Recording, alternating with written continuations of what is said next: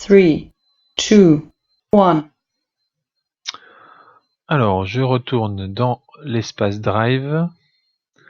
Donc, nous voyons dans cet espace les dossiers qui sont partagés. Le petit logo qui est là, avec le dossier avec la petite tête, montre que le dossier est partagé. Et ici, également, on retrouve le petit logo avec la petite tête qui indique que c'est un dossier partagé. D'ailleurs, on voit dans cette présentation ici le propriétaire des dossiers et des fichiers. En l'occurrence, le prof et le propriétaire, alors que là, les deux dossiers qui sont ici, ont été créés par la personne qui détient le compte, donc c'est elle le propriétaire. Bien, alors on va aller voir un petit peu ce que contiennent ces dossiers et à quoi ils servent. Donc, tout d'abord le dossier physique classe test. Donc c'est le dossier de physique de l'année 2016-2017 qui va contenir différentes choses. Il va contenir un formulaire de contact, donc qui permet de me contacter, comme son nom l'indique, si vous avez une question, si vous avez une remarque, ou s'il vous manque un fichier par exemple dans votre Drive, vous pouvez le faire en cliquant sur ce fichier. Voilà, c'est un formulaire. Vous précisez juste si c'est une question ou un problème de correction et vous complétez.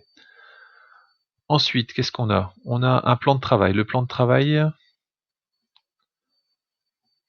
c'est un fichier qui vous permet de suivre le travail semaine par semaine. Donc bien sûr là il n'a pas encore été complété.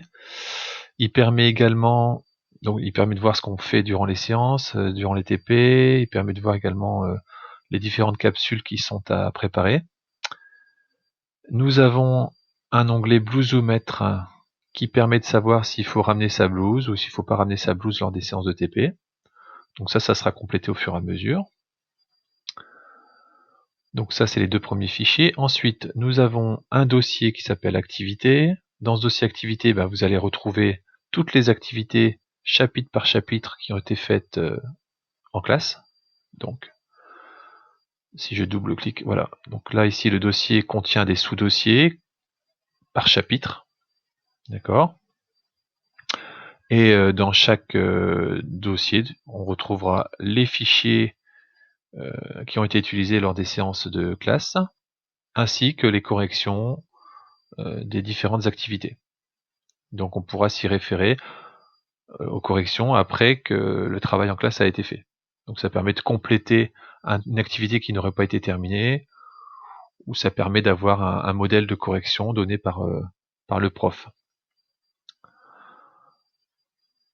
Ensuite, nous avons un dossier capsule qui contiendra deux fichiers. Un fichier qui va expliquer comment justement effectuer le travail de visionnage des capsules à la maison, et un fichier qui contiendra la liste de toutes les capsules qui ont été effectuées durant l'année.